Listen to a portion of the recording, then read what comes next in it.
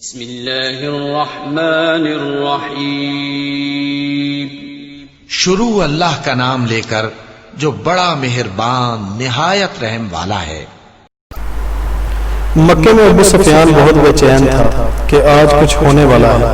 اس کی نظر آسمان کی طرف بار بار اٹھ رہی تھی۔ اس کی بیوی ہند جس نے حضرت امیر حمزہ کا کلیجہ چبایا تھا، اس کی پریشانی دیکھ کر اس کے پاس آ گئی۔ کیا بات ہے، کیوں پریشان ہو؟ ابو سفیان چونکا، کچھ نہیں، طبیعت گھبرا رہی ہے، میں ذرا گھوم کر آتا ہوں۔ وہ یہ کہہ کر گھر کے بیرونی دروازے سے باہر نکل گیا۔ مکے کی گلیوں میں سے گھومتے گھومتے وہ اس کی حد تک پہنچ گیا۔ اچانک اس کی نظر شہر سے باہر ایک وسیع میدان پر پڑی۔ ہزاروں مشعلیں روشن تھیں، لوگوں کی چہل پہل ان کی روشنی میں نظر آ رہی تھی، اور بن بناہٹ کی آواز تھی جیسے سینکڑوں لوگ دھیمی آواز میں کچھ پڑھ رہے ہوں۔ اس کا دل دھک سے رہ گیا۔ اس نے فیصلہ کیا کہ وہ قریب جا کر دیکھے گا کہ یہ کون لوگ ہیں۔ اتنا تو وہ سمجھ ہی چکا تھا کہ مکے کے لوگ تو غافلوں کی نیند سو رہے ہیں، اور یہ لشکر یقیناً مکے پر چڑھائی کے لیے ہی آیا ہے۔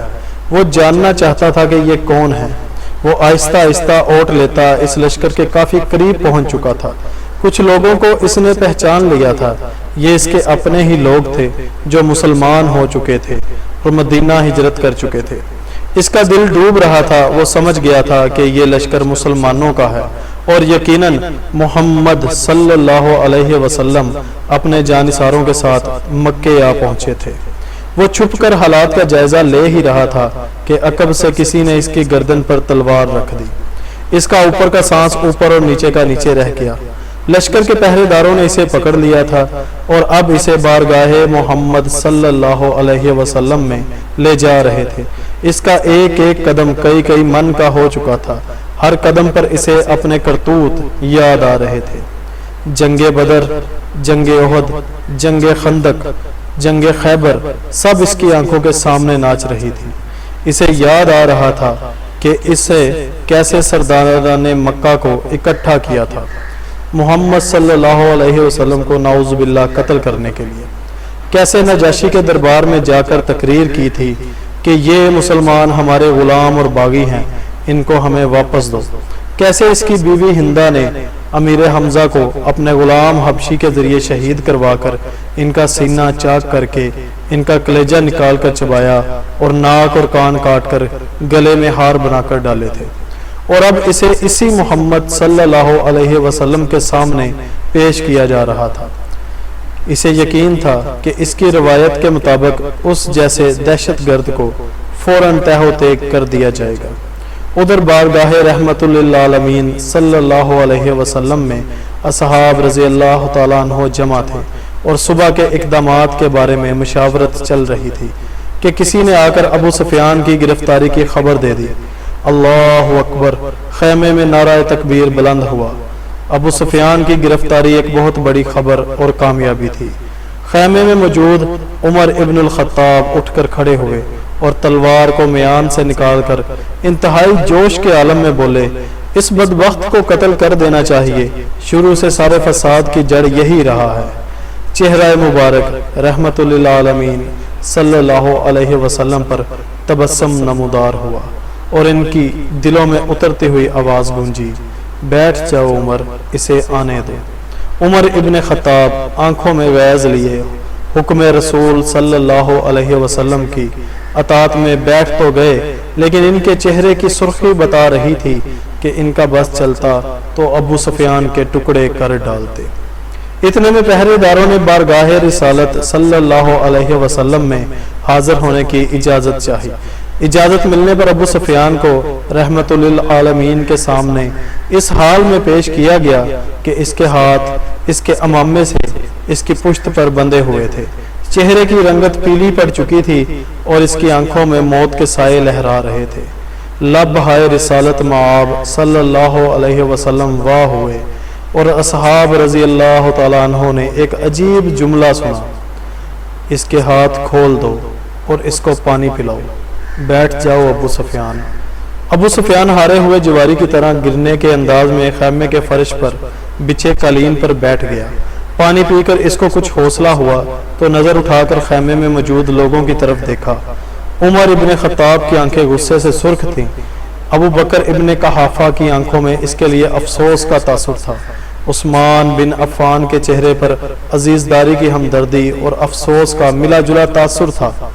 علی ابن ابو طالب کا چہرہ سپاٹ تھا۔ اسی طرح باقی تمام اصحاب کے چہروں کو دیکھتا دیکھتا آخر اس کی نظر محمد صلی اللہ علیہ وسلم کے چہرہ مبارک پر آ کر ٹھہر گئی، جہاں جلالت اور رحمت کے خوبصورت امتزاج کے ساتھ کائنات کی خوبصورت ترین مسکراہٹ تھی۔ کہو ابو سفیان کیسے آنا ہوا؟ ابو سفیان کے گلے میں جیسے آواز ہی نہیں رہی تھی۔ بہت ہمت کر کے بولا، میں اسلام قبول کرنا چاہتا ہوں۔ عمر ابن خطاب ایک بار پھر اٹھ کھڑے ہوئے۔ یا رسول اللہ صلی اللہ علیہ وسلم، یہ شخص مکاری کر رہا ہے، جان بچانے کے لیے اسلام قبول کرنا چاہتا ہے۔ مجھے اجازت دیجئے میں آج اس دشمن ازلی کا خاتمہ کر ہی دوں۔ ان کے منہ سے کف جاری تھا۔ بیٹھ جاؤ عمر، رسالت مآب صلی اللہ علیہ وسلم نے نرمی سے پھر فرمایا۔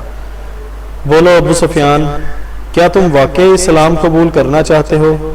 جی یا رسول اللہ صلی اللہ علیہ وسلم، میں اسلام قبول کرنا چاہتا ہوں۔ میں سمجھ گیا ہوں کہ آپ صلی اللہ علیہ وسلم اور آپ کا دین بھی سچا ہے اور آپ کا خدا بھی سچا ہے، اس کا وعدہ پورا ہوا۔ میں جان گیا ہوں کہ صبح مکے کو فتح ہونے سے کوئی نہیں بچا سکے گا۔ چہرہ رسالت مآب صلی اللہ علیہ وسلم پر مسکراہٹ پھیلی۔ ٹھیک ہے ابو سفیان، تو میں تمہیں اسلام کی دعوت دیتا ہوں اور تمہاری درخواست قبول کرتا ہوں۔ جاؤ تم آزاد ہو۔ صبح ہم مکے میں داخل ہوں گے انشاءاللہ۔ میں تمہارے گھر کو جہاں آج تک اسلام اور ہمارے خلاف سازشیں ہوتی رہیں جائے امن قرار دیتا ہوں۔ جو تمہارے گھر میں پناہ لے لے گا وہ محفوظ ہے۔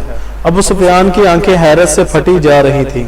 اور مکہ والوں سے کہنا، جو بیت اللہ میں داخل ہو گیا اس کو امان ہے، جو اپنی کسی عبادت گاہ میں چلا گیا اس کو امان ہے، یہاں تک کہ جو اپنے گھروں میں بیٹھ رہا اس کو امان ہے۔